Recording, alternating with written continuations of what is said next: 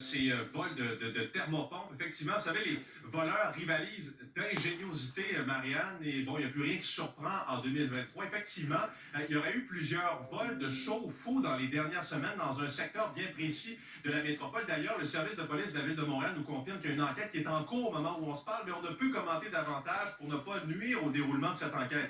J'ai demandé certaines statistiques. On est toujours à la collecte d'informations. Cela dit, vous savez, vous êtes sans doute plusieurs à en avoir. Une thermopompe à la maison, ça a gagné en popularité, notamment ces 2 dernières années. Avec la pandémie, les gens ont voulu profiter de l'extérieur.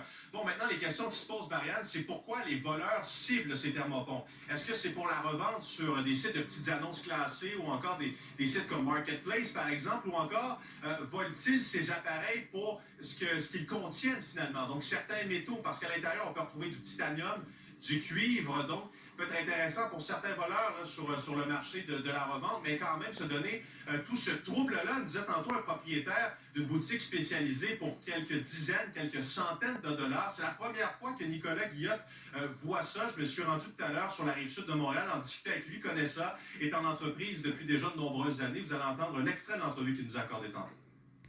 Ça fait 22 ans que je suis dans le domaine de la piscine et puis c'est la première fois que j'entends parler de ce genre de problématique-là, le vol de thermopompe. L'appareil, la thermopompe, en proprement dit, elle est branchée à la fois sur la plomberie de la piscine et sur un courant de 220 volts, entre 30 et 60 ampères. Donc, juste à la fait de déconnecter la plomberie, il faut connaître le domaine de la piscine pour pouvoir le faire, arrêter la pompe, tout ça. Et même l'électricité, il faut savoir ce qu'on fait, sinon on risque de prendre une décharge de 220 volts qui peut être mortelle.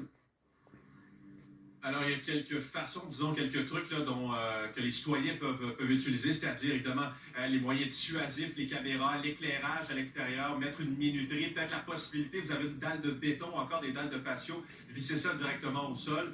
Bon, il n'y a pas de truc infaillible, mais quand même, le service de police de la Ville de Montréal vous demande si vous avez certaines informations d'entrer en communication avec le corps policier. Merci beaucoup, Andy.